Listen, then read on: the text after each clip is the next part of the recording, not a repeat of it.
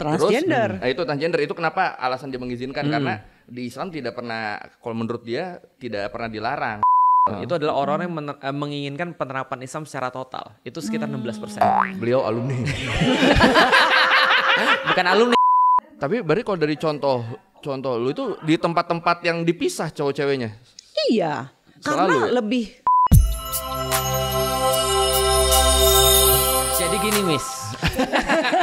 Aku tuh mau konsultasi tentang sahabatku. Siapa? Ini kayaknya mengalami penyimpangan dan kelainan nih kayaknya. Oh, oke.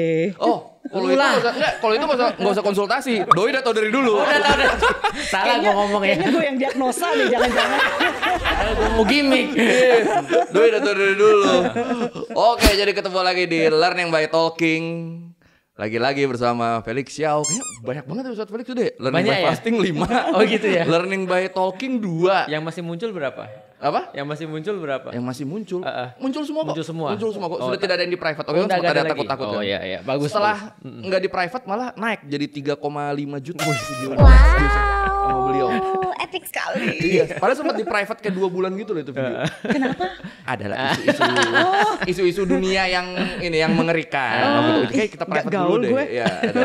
Cuma nggak usah disebut di sini jangan. lah. Oh udah. iya, siap. Nah, jadi gue tuh kenapa mengundang Ustadz Felix dan akhirnya Mizoy awalnya saya tuh mendapati kalau kemarin kan ngelihat angka transgender di Asia, katanya by World Population Review. Iya. Dari 10 besar, 5-nya tuh negara Islam atau mayoritas Islam. Oh ya? Iya. Gua yang lu kasih kemarin ya, gue lihat Iya, ya. ada 5-nya tuh negara Islam atau mayoritas Islam. Kan kayak lo. Kan dia kan agak kocak kan. Iya. Tuh, pertama Filipina, kedua Thailand. Ternyata Thailand yang kita sangka banyak kalah sama Filipina. Iya. Jauh lagi. Filipina lebih banyak. Filipina Thailand, 239 ribu. Thailand 62 ribu. Bawahnya Pakistan. Jauh amat. Ya, makanya jauh. Nah, tapi bawahnya langsung Pakistan. Iya. Indonesia, Malaysia. Bangladesh, Iran. Indonesia nomor berapa? Nomor 4. di bawah Pakistan. Nah, tadinya mau bahas ini sama Ustadz Felix doang waktu itu chatan sama Doi. Terus kayak kita bahas nih menarik nih soalnya nih. Kok Islam yang sebenarnya paling keras kan sama transgender kok justru pada tinggi-tinggi. Terus setelah gue pikir Mizoy, kayak sekalian ajak Mizoy deh. Soalnya kan kalau Doi kan tahu dari keilmuannya juga kan. Jadi ada sudut pandang yang mungkin kita tidak mengerti. Begitu. Tapi Akhirnya, sebelumnya aku pengen coba klarifikasi dulu. Ini Asia Tenggara doang? enggak, Asia. Asia. Oh, Asia doang. Makanya kan ada Bangladesh, ada Nepal. Sebenarnya kalau ini ya. Gede. Ini di awal gue juga mau ngingetin nih, ada beberapa yang denial kayak bilang. Itu mah datanya dirancang sama negara mereka untuk menjatuhkan negara-negara Islam. Ini negara mereka siapa ya? Coba kan biasanya kalau negara mereka kan udah ke negara-negara barat kan. Terus saya bilang mau ngejatuhin apa biar negara mereka terlihat lebih baik. Enggak juga. Lebih baik gimana? Orang ngaruh kan mereka kalau acceptance. peringkat dunia rank 1 Amerika. 7%. Amerika. Populasinya 1 juta. Iya. Kedua Brazil, ketiga Filipina tadi, South Africa, Meksiko, Kanada, Nigeria, Thailand, Kongo, baru tuh Pakistan, Indonesia. Oke. Gitu. Terus ada juga yang bilang gini, tapi kalau dihitung dari kita ambil rata-rata penduduk Indonesia kan yang 200 sekian juta, hampir 300 juta itu. Di Indonesia cuma 40 ribu, jatuhnya dikit dong. Ya dibanding Malaysia yang 24 ribu ya dibanding penduduknya. Tapi terus ya. saya bilang kalau kita mainnya gitu-gituan, terus lu ngerasa ini biasa aman aja, enggak juga. Karena di atas kita kan ada India sama Cina jumlah penduduk. Iya. India, Cina, Amerika, Indonesia kan. Amerika udah Enggak. paling tinggi. India yang sekarang paling tinggi itu peringkat 61 di dunia. Oh wow. Nah, Cina Baru nggak pula. Bala nggak ada di list ini. Di list ini sama sekali nggak ada. Entah dia peringkat berapa. Di list ini sama sekali nggak ada. Cuman kalau Cina emang wajar karena di sana kan pria berpenampilan kemayu pun kayak rambut diikat tuh nggak boleh. Iya. Walaupun dia cowok ya dia nggak ada apa ya. Tapi kalau kemayu tuh Keras. itu tidak apa-apa. Nah, makanya gue mau bahas fenomena ini. Kenapa di negara-negara yang mayoritas Islam atau Islam itu malah tinggi. Kalau dari sudut pandang agama dulu deh. Waduh. aku juga cukup bingung sih karena kalau kita lihat ya selama ini kan yang menjadi basic untuk kita melihat kalau aku melihat sih selalu perdebatannya antara dua ya, antara satu genetik, yang kedua lingkungan. Yang dari dulu tuh perdebatannya. Dari orang-orang yang mereka sudut pandang agama, misalnya kayak aku pasti akan mendukung satu teori bahwasanya ini adalah karena perlakuan atau karena lingkungan lah, faktor-faktor lingkungan. Dan waktu itu ketika aku pernah ngobrol sama Indah, itu kan ya, dia sebaliknya tuh, dia mengatakan bahwa ini adalah sesuatu yang natural dan sesuatu yang bersifat genetik. Dan dia terus kemudian ngasih beberapa penelitian yang aku ngelihat, yang aku simpulkan tidak satupun riset akhirnya menunjukkan ada exact gene yang terus kemudian akan berpengaruh pada perilaku tertentu. Itu aku dapat tuh yang aku baca dan seterusnya. Tapi aku melihat memang tidak confirm lagi. Tapi benar. Oke, sekian dari Talking kali ini. Udah dibenerin sama Doi. Oh iya. Tapi kalau kita lihat Gak dari ada jinnya bener soalnya. Dari titik itu terus kemudian kalau misalnya ya, misalnya ini adalah karena memang lingkungan atau pergaulan. Aku berteori karena tidak ada patron yang pas ketika orang tuh melihat bagaimana cara untuk berorientasi seksual. Misal contoh ya, aku sering kali ngelihat, walaupun ini tidak selalu ya, dan tidak ada, aku nggak tahu juga ada risetnya atau tidak. Kebanyakan orang-orang yang berperilaku seperti itu muncul daripada keluarga-keluarga yang nggak padu. Nggak padu. Jadi apakah yang terlalu banyak? Yang banyak aku dapati laki-laki yang tidak bisa memberikan sebuah patron atau nggak bisa memberikan sebuah contoh yang baik bagaimana cara menjadi seorang laki-laki, baik pada anak perempuan atau laki-lakinya. Berarti sebenarnya ini ya, keluarga yang mungkin terlihat baik-baik saja, cuma ada disfungsional ya di dalamnya. Ya kan? Tapi kalau kita ngomong begitu, harusnya India kan termasuk tuh. Iya gak sih? Iya. Apa sih yang gak ada di India? Bukan karena aku gak suka India ya, tapi karena aku benci kayaknya ya. Emang Doi kalau ke India kayak ada dendam gitu loh. Ini Cina sama India bro. Cina kan? It's in the gene. Nah kalau itu ada gennya itu kayaknya. Persaingannya ketat ya, nih. Tapi yang jelas akhirnya aku tetap belum bisa menyimpulkan secara pasti sih. Kenapa ini justru rame di negara-negara Islam.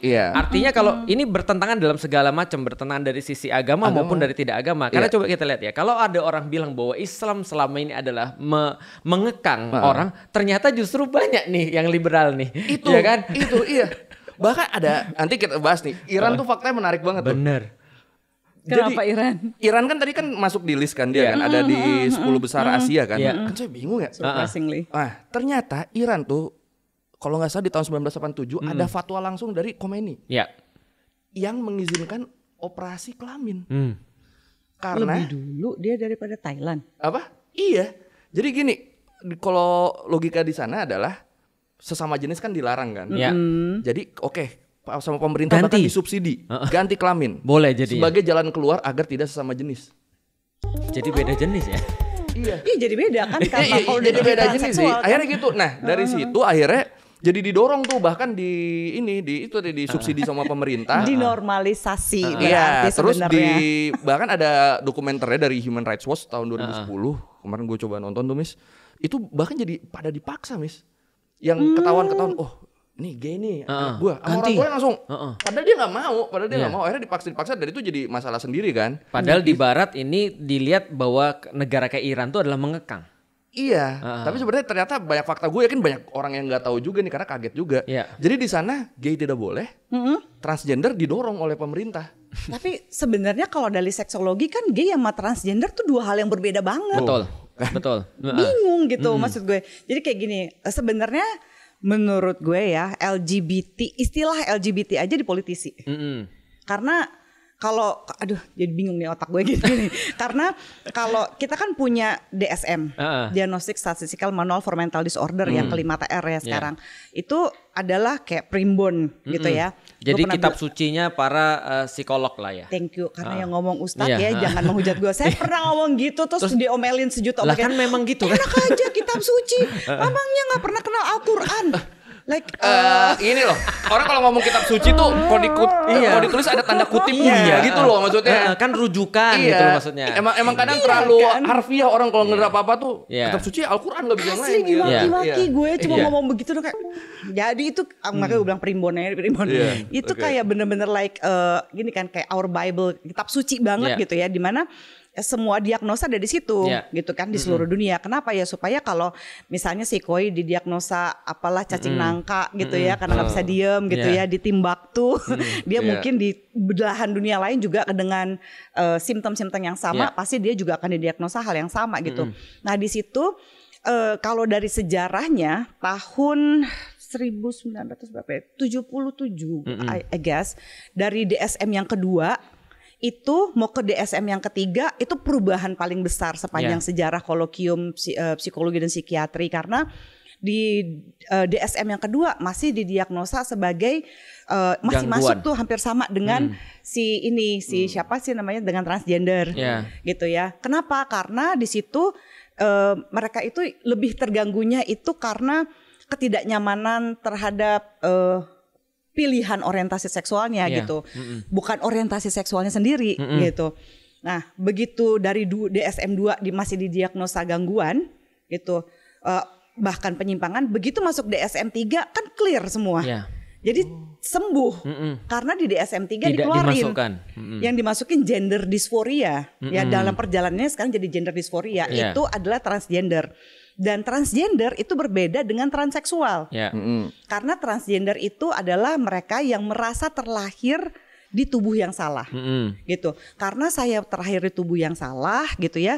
Nah, tergantung nih orang tuanya terutama. Kalau dia ada kan anak yang dari kecil emang udah ngerasa dia nggak nyaman, cuma dia nggak bisa bener-bener paham kenapa ya gue yang ngerasa kayak gini ya, nggak ngerti deh gitu ya. Nah kalau kayak gitu, terus orang tuanya membantu gitu, minimal mendengarkan, terus gitu mencarikan psikolog. Tapi ya dari zaman dahulu kala juga even di Amerika sendiri yang infrastruktur dan segala macamnya itu udah oke, juga ada banyak yang nggak benar-benar didengerin kan. Nah begitu mereka sudah berproses dan jadi dewasa, nggak semua transgender ternyata mau menjadi transseksual gitu ya. Artinya mereka merubah. Jadi kalau dari alat genitalnya. Iya. Kalau misalnya transmen dan transwoman kan ada dua. Jadi yang transpuan dan yang jadi transpuan itu kan berarti Transmart ya.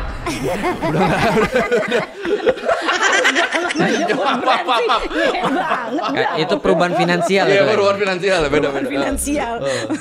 Jadi kalau dia ada orang yang benar-benar ngerasa nggak nyaman di tubuhnya, tapi ketika semua orang dan dirinya dia bisa berproses untuk menerima, dia nggak merasa meskipun punya uang harus gitu, melakukan transseksual, harus operasi gitu ya, misalnya menghilangkan menghilangkan payudara gitu, atau bahkan kalau transpuan kan menumbuhkan payudara gitu ya, ganti kelamin dan sebagainya. Karena untuk proses kayak gitu tuh kalau orang menggampangkan, gila proses mereka tuh capek banget loh. Mereka mesti nyuntikin hormon terus menerus. Iya itu terus menerus gitu kan? Terus konselingnya, terus up and downnya itu yang membuat mereka terjadi diagnosa gender dysphoria gitu. Jadi ketika dia nggak mengalami gender dysphoria, kayak ya udah orang lain nggak terima, yang penting keluargaku terima gitu, misalnya kayak gitu, itu kita nggak bisa masukin gangguan gitu. Jadi kalau misalnya orang bilang LGBTQ apalagi tuh kayak Q ada plus lagi Q plus 2A. Karena Q kan queer kan, yang sesuatu yang tidak biasa atau aneh karena nggak mau dikotakin gitu. Jadi kan LGB itu sebenarnya adalah orientasi seksual pure. Nah sementara T-nya itu transgendernya bisa masuk gender dysphoria gitu. Jadi ini kan yang bikin menurut aku kenapa jadi LGBTQ gitu ya, tapi sudahlah ya gitu, sudah iniin gitu, kayak capek gitu menjelaskan ya, karena kalau mau dilihat dari ininya dari secara patologisnya nggak masuk. Terus apalagi mereka yang selalu ngerasa kayak nggak bisa homoseksual itu menular gitu. Saya bilang homoseksual itu penyakit. Kalau homoseksual penyakit, gue bisa dong bilang, aduh sorry ya Koi, gue nggak bisa podcast nih, gue lagi gagal lesbian. Nggak enak badan gitu ya. Gue kok gak nyangka arah ke situ loh. Lucu lagi. Iya bener. Oke. Gue ngerti. Jadi kalau misalnya orang tuh bilang kayak gitu tuh adalah penyakit, itu tuh biasanya di otak gue tuh keluar istilah itu kayak oh penyakit, jadi gue bisa tiba-tiba gue lesbian, tiba-tiba ini gitu. Sementara kan gender itu sangat-sangat fluid, tapi kalau transgender itu jelas banget gitu, bahwa mereka merasa terlahir di tubuh yang salah. Oh iya, ini gue takut ada yang belum tahu nih. Jadi gender sama jenis kelamin tuh beda ya. Kalau jenis kelamin tuh ya itu udah fix, cewek cowok udah gak ada yang lain. Tapi kalau gender, kenapa dibilang sama Mizo itu tuh fluid? Soalnya ya gender tuh ditentukan sama banyak faktor, kayak keadaan sosial, ekspresi gender, orientasi seksual, ya macem-macem lah. Makanya transgender sama transseksual juga beda. Kalau transgender tuh mereka cuma berubah secara penampilan tapi nggak operasi. Kalau transseksual itu tuh baru tuh operasi tuh. Oke, lanjut. Dan perdebatan gen itu tadi kenapa gue setuju, memang tidak ada research yang benar-benar membuktikan. Kan harusnya kalau itu genetik, ada satu gen, entah gen keberapa Yang yang menentukan yang gitu menentukan. kan ya. Gak usah jauh-jauh, skizofrenia aja ketahuan. Kalau kita punya keluarga, anggota keluarga yang pernah menderita skizofren gitu ya, mungkin zaman dulu dipasung lah, apalah gitu. Tapi ada yang disembunyikan. Kita nggak tahu. Ketika kita nggak mampu mengelola diri kita dengan baik, relatif 12% chance kita untuk juga Kena. ya meledak lah gitu ya, jadi skizo gitu. Itu kan jelas ada. Tapi kalau ini nggak ada, cuma yang nggak bisa juga gue jawab adalah ketika ngewawancara anak 4 tahun, 5 tahun, itu nggak, kayaknya nggak bisa. Aku nggak mau. Jadi bukan masalah demen. Tapi dari 4 tahun tuh ada yang udah berasa ya? Kan bingung orang tuanya karena dia benar-benar kalau dikenalin misalnya nih gitu. Iya kan kamu kan anak perempuan tuh kan kamu jadi laki-laki kan begini ya anak cowok ya. Aku maunya jadi perempuan. Kan mungkin orang nggak terlalu nanggepin karena lo masih kecil. Begitu itu konsisten apalagi sampai akhir balik. Oh, repot tuh. Kita nggak pernah dengerin dia dari dulu udah begitu. Iya. Jadi ini bukan masalah jangan kalau anak cowok jangan main Barbie. Anak cewek jangan main mobil-mobilan. Nggak ngaruh. Karena nggak ngaruh. Iya dari kecil udah deep inside-nya udah ngerasa. Iya, kalau soal dia permainan yang tidak sesuai gender, which is lucu banget. Permainan yang nggak sesuai gender nggak semerta-merta kan membuat lu jadi orang lain, gitu loh. Kalau Kotak umpat itu gendernya apa tuh permainannya? Nah makanya Itu Q. Kita nggak mau dikotak-kotakan. Ngumpet. Nah, nih tapi nih saya tadi nyari lagi kan yang fatwa Ayatollah Khomeini itu kan. Jadi bener di tahun 1987 intinya tuh dia bilang changing one sex is not forbidden in Islam. If the person suffers from a serious psychological condition and the operation can solve it. Dia bilang begitu. iya, transgender. Terus, itu transgender itu kenapa alasan dia mengizinkan karena di Islam tidak pernah, kalau menurut dia tidak pernah dilarang. Dan Daripada dalam dia kena hal gender tidak pernah dilarang dysphoria dalam kali. hal kalau itu bisa menyembuhkan masalah psikologikal seseorang. Dalam hal ini dia yaitu biar tidak sesama jenis, ya udah kita bikin supaya mereka berubah berbeda jenisnya. jenis. Iya, tapi kalau dia sesama jenis nggak ada, dia nggak mau ngerubah aja ininya kan kelaminnya. Iya. Nah, tapi emang di Islam tuh ini tepat seperti yang dia bilang apa gimana? Ya, aku pernah dengar juga dengan fatwa seperti itu. Walaupun yang aku dapat adalah sebenarnya ada beberapa kasus tercatat dalam buku-buku kitab-kitab Islam itu orang yang dilahirkan dengan 2 jenis kelamin. Itu Oh, ada itu beda. kayak yang itu yang folia. Iya, jadi hipospadia. Ya, itu. Jadi ada 2 jenis kelamin nih, dia punya dua-duanya. Nah, cuman pada saat itu kalau di dalam kalau tadi kan di Iran ya, tapi kalau misalnya merujuk pada beberapa tradisi Sunni itu dilihat bahwa nanti ketika dia sudah akil balik, dia harus ditentukan nih, dia yang mana nih jenisnya supaya nanti akan mempengaruhi penilaian hukum terhadap orang ini. Nah, kira-kira gitulah. Apakah ini adalah hukumnya laki-laki atau hukumnya wanita? Karena di dalam Islam kan mereka harus jelas ya, ini menghukumi laki-laki atau misalnya wanita. Nah, nanti kalau sudah akhir balik itu dilihat salah satu contoh yang paling mudah itu adalah tidak dulu pada psikologi atau pada sesuatu yang bersifat non fisik. Tapi lihat yang fisik dulu nih. Betul. Jadi dari segi fisiknya itu yang nanti berfungsi lebih lancar yang mana nih? Iya, benar. Kalau nggak siksa orangnya, Nah, benar. betul. Itu secara fisiologis. Psikologi kalau udah gitu belakangan ya. Yang Iya. penting nih Kita lihat yang dulu lancar yang biologisnya. mana. Yang lancar yang mana? Berarti sebenarnya bukan Hormon lu pilih yang mana deh, jangan bisa gitu ya. Iya. Lihat Bisa. dulu nih yang paling jalan yang Iya, mana. yang jalan Ya, yang mana? kasihan tuh yang si atlet volley itu kan gitu ya. Jadi kalau pas lagi dia lahir kan dia punya ya kelaminnya tidak bertumbuh sempurna dua-duanya gitu. Nah pada waktu itu dia langsung saya nggak tahu tahun berapa dia lahir ya. Mungkin ya belum selengkap sekarang kali para ahli apa segala macam. Diagnosisnya, analisisnya. Jadi I think kalau nggak salah ya, pada saat itu waktu wawancara itu seingat aku dia bilangnya kenapa orang tuanya memilih untuk menjadikan dia perempuan karena practical reason, yaitu vaginanya lebih mudah Ya. untuk berkembang. Padahal harusnya bukan ngelihat itu, ngelihatnya adalah dia punya rahim apa enggak. Oke. Yang Bagus biologis juga ya. itu, Ha, betul. dia punya rahim apa enggak. Iya. Kalau dia nggak punya rahim, jangan jadi perempuan, repot kan dia. Betul. Iya, Ha, ha. iya. Gitu ya. Jadinya yang lain dia nggak akan bertumbuh dengan sempurna. Betul, aku jadi melihat ada satu hal yang bagus sih, karena berarti di zaman dulu karena orang nggak punya misalnya kayak apa ya, kayak nggak punya untuk ngelihat daleman, misalnya kayak ngelihat rahimnya ada atau enggak, X-ray misalnya. Terus mereka juga nggak Atau punya terbatas biaya juga. atau Pak. terbatas biaya, atau misalnya mereka nggak bisa analisis hormon di zaman dulu. Artinya cuma dilihat adalah fisiknya doang, kelaminnya berkembang yang mana. Tapi kalau sekarang kayaknya harusnya seperti itu sih. Iya. Dari hormonal, lalu kemudian fisik, lalu kemudian dilihat rahimnya, itu penting banget tuh. Itu kan Itu juga fisik poin juga banget sebenarnya tuh, poin rahim banget. Iya, kalau misalnya dia nggak ada rahim, terus dia Iya. juga mau jadi perempuan, terus kan dia bingung, dia adalah mensnya kan Betul. hampir nggak ada gitu. Betul. Jadi dia pikir mungkin memang ada problematik kan, kita setelah takutnya itu kan baru PCOS, ditunjukin ya, kanker segala macam. tunjukin foto Song Hye Kyo naksir atau enggak. Itu baru secondary, baru perasaan gitu kan. Oh iya, ini di sini juga ada ini nih beberapa yang bilang kayak misalnya kenapa Indonesia bisa peringkat 4 tadi Iya, kan negara lain di bawah, terus banyak yang bilang gini. Kali pas disurvei mereka nggak ngaku. Iya. Bilang gitu. Maaf, ini yang dicek kan transgender Iya, nih, bukan sebaliknya. bukan yang penyuka, normal. bukan penyuka sesama jenis doang nih. Gak bisa Iya. mereka nggak ngaku karena kelihatan Iya, begitu. betul. Ya, tolong ya ini fokus di sini ya. Iya. Kita transgendernya doang nih, bukan Iya. gay, bukan lesbian itu. Ya, Gitu. kalau gitu mungkin aku juga mungkin punya pemikiran ya. Andai kan memang teori tentang lingkungan itu benar, berarti memang Indonesia, Malaysia dan segala macam merupakan lingkungan yang cocok untuk tumbuhnya orang-orang yang seperti ini. Kenapa? Padahal harusnya kita yang paling keras loh malah kan. Nah, ternyata mungkin kita nggak sekeras itu, sebagaimana orang melihat Iran seolah-olah mengukung orang-orang untuk Iya. misalnya punya pemikiran-pemikiran yang baru. Ternyata Indonesia juga mungkin tidak sekeras atau tidak sedalam tanda kutip Islami yang dibayangkan oleh orang-orang luar sebenarnya.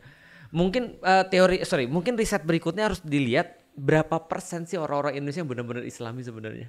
Yang Islam keras tuh kayak gimana maksudnya? Islam keras tuh misalnya. Kalau berdasarkan teori terakhir dari Pew Research aku dapat itu sekitar 16%. Itu yang dikatakan Islamis radikal. Itu adalah orang-orang yang menginginkan penerapan Islam secara total. Itu sekitar 16%. Beliau alumni. Bukan alumni kayaknya aku, source kayaknya. Lalu kemudian Malah risetnya ke Ustadz Felix ternyata.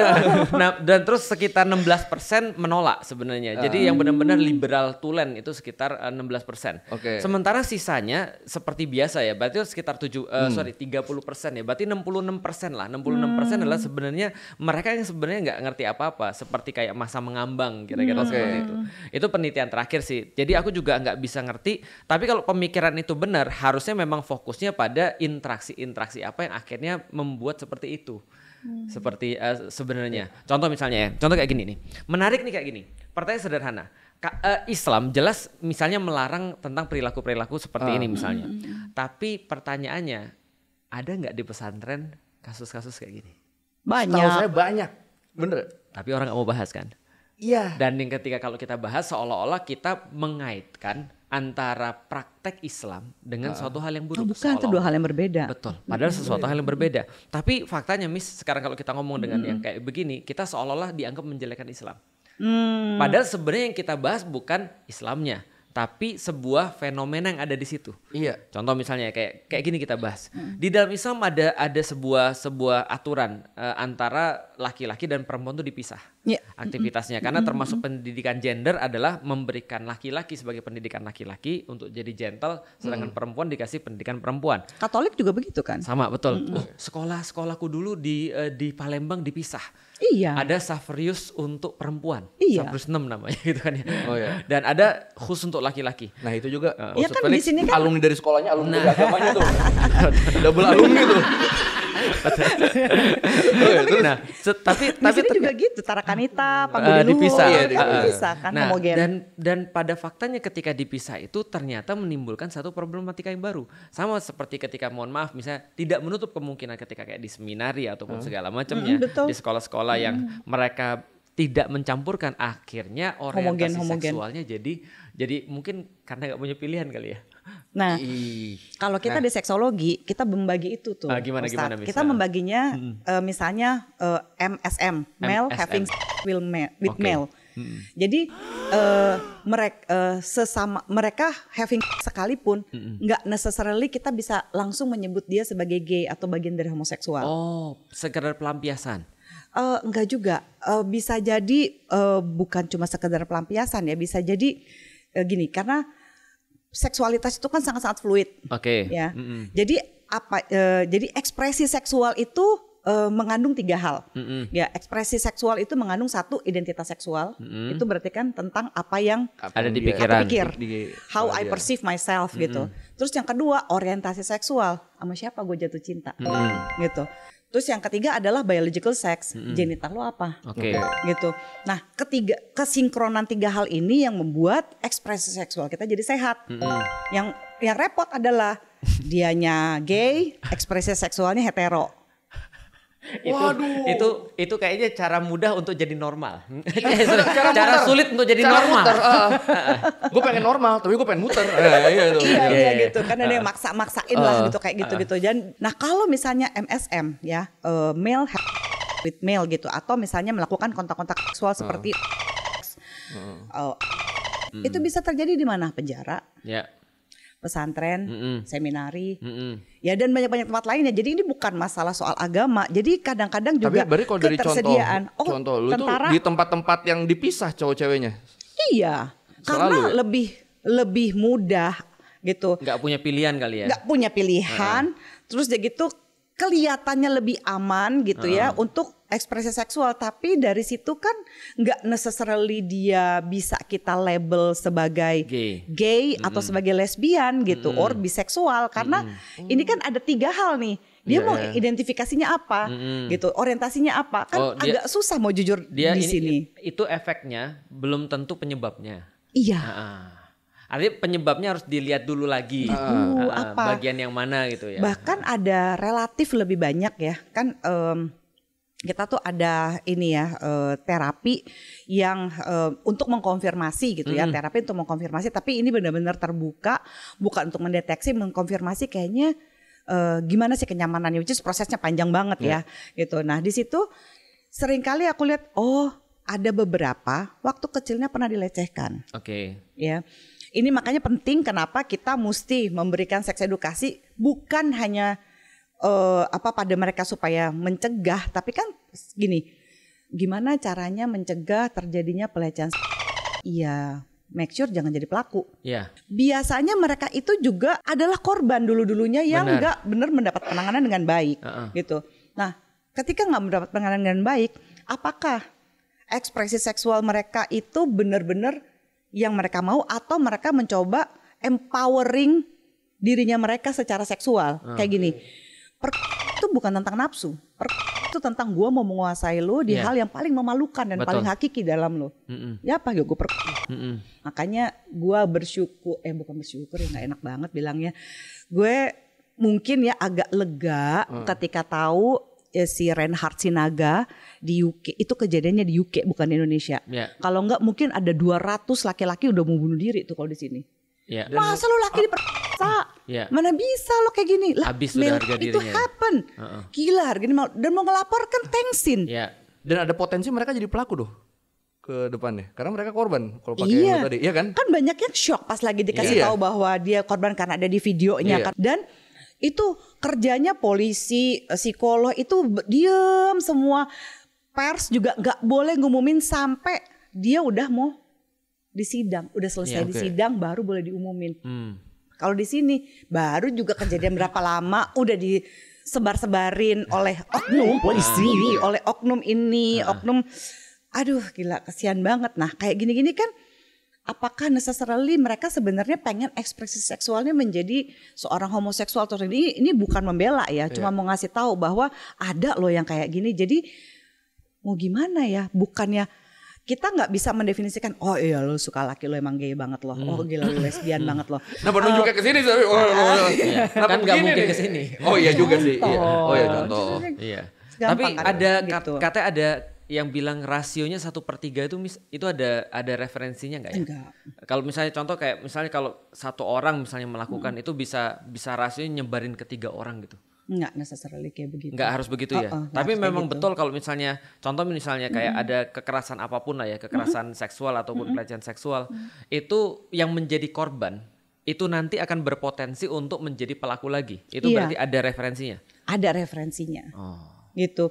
Jadi researchnya itu gini, at least tapi di Amerika ya. Research di sini aku nggak tahu lagi. Jadi ada 30% chances kalau dia tidak mendapatkan penanganan psikologi dengan layak, itu dia kemungkinan 30% kemungkinan dia bisa menjadi pelaku. Berarti ngeri banget dong. Contoh misalnya kayak gini ya, kayak kita kemarin lagi heboh tentang ada video ibu-ibu yang dipukulin di ranjang itu. Kalau dia punya 3 anak berarti ada misalnya ya 3 anak misalnya atau 4 anak, berarti anak-anak itu punya chance juga bahwasanya dia akan jadi pelaku juga. Apalagi kalau misalnya dia ngelihat ibunya dipukulin gitu. Kan bagaimana kita memproses sesuatu itu akan menentukan kita ke depannya kan. Apakah dia ingin memprotek ibunya dengan cara bagaimana persepsi dia terhadap gender dan seksualitas itu kan akan mempengaruhi. Jadi apakah dia jadi membenci si pelaku ya dengan cara aku akan melakukan segala cara untuk menjadi jauh lebih baik kalau aku misalnya gendernya sama si pelaku gitu ya. Atau itu dia positif akan itu. Iya, itu positifnya. Itu positif tuh kalau gitu ada yang bagus. begitu, tapi ada juga kan yang untuk semua gender yang sama gue ya gitu, gue akan kuasai, aku akan iniin gitu ya, karena orang acting out of fear kan. Jadi kalau gue menguasai duluan, gue nggak akan dilecehkan kan, gue tidak akan direndahkan. Nah ketakutan itu kan kadang-kadang negara tidak hadir gitu. Orang dari tahun berapa tuh tindak pidana kekerasan seksual, tahun 2014 kali itu udah dibahas, tahun berapa baru disahkan? Dari rancangan undang-undang menjadi undang-undang dan sekarang juga pada prakteknya astaga gitu, capek banget. Kemarin aku pernah dengar ada anak 12 tahun melakukan sodomi kepada anak 6 tahun. Iya loh. Terus kabarnya yang anak 6 tahun ini sudah melakukan itu pada temennya lagi, tapi pakai alat baru. Maksudnya berarti ini kan kayak tapi gini, aku pengen nanya yang ini, Miss. Bagaimana kita prosesnya kan penting nih ya. Iya. Contoh kayak gini, ada orang bilang orang bajingan guru terbaik. Karena dia diperlakukan jahat, dia nggak mau berbuat seperti itu. Itu kalau yang positif benar tuh, ya? jadi yang tadi tuh. Tapi kan ada yang negatif. Iya. Berarti yang 30% ini kan yang negatif, harusnya yang 70% yang positif dong. Tapi benar nggak sih, bisa nggak sih kita bilang gitu? Atau bahkan kita nggak tahu? Nggak, yang 70% itu kan banyak question marknya. Prosesnya dia temenan sama siapa? Dia ada peluang ininya ya. Iya, dan itu ngeri. Itu benar-benar kayak tipping of a iceberg. Ini yang ketahuan cuma 30%, tapi 70% yang di bawah tuh kita nggak tahu bagaimana dia memproses hidupnya. Ada kan yang jadi depresi, yang jadi apa gitu ya. Ya ada kemarahan-kemarahan psikologis lainnya gitu selain menjadi orientasi seksual. Jadi kan nggak fair kalau kita cuma ini orientasi seksual doang. Tapi kan ada kompleks PTSD, it's a real thing kan. Nah salah satunya mungkin ada jadi terhadap persepsi gender, seksualitas gitu ya. Persepsi tubuh bisa jadi kan dia tetap menjalankan karena ya dia mau mempersepsinya seperti itu. Tapi kan dia jadi depresi seumur hidup, dia menyembunyikan kemarahan gitu ya, ketakutan. Dan sedihnya kalau ini terjadi pada anak-anak ya. Trauma pada anak-anak tuh kenapa relatif lebih kejam, saya bilang gitu, karena setiap orang yang mencintai si anak itu bisa terkena secondary trauma. Kalau di Bangladesh sama Pakistan tuh karena ternyata di sana emang dalam sejarahnya mereka punya namanya hijrah lagi. Hijrah, namanya hijrah. Perubahan dari laki-laki menjadi perempuan.